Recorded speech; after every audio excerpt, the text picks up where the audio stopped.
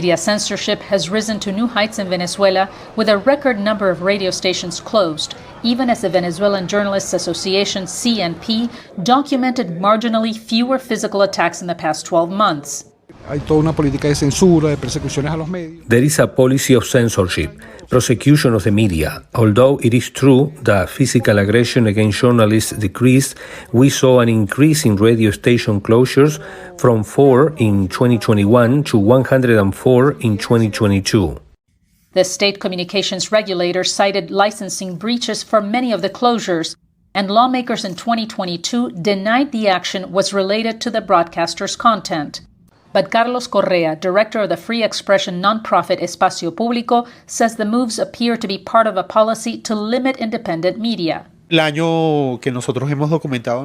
year, we have documented the highest number of closures since 2001. This situation indicates that the government seems to be trying to reconfigure the ownership structure of these stations. Adding to worries for journalists are new efforts by President Nicolás Maduro's government to reform media laws. The National Assembly is discussing proposals on regulating social media, including requiring platforms to have an in-country office to handle complaints. We're going to regulate and control because in recent years, Venezuela has been a victim of psychological warfare through messages on social networks.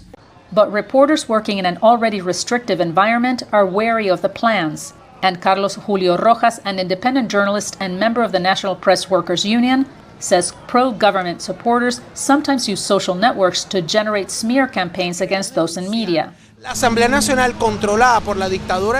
We've seen how the Nicolás Maduro regime's dominance over communications continues to get stronger. What's their end goal? To close that last space that exists for freedom of expression?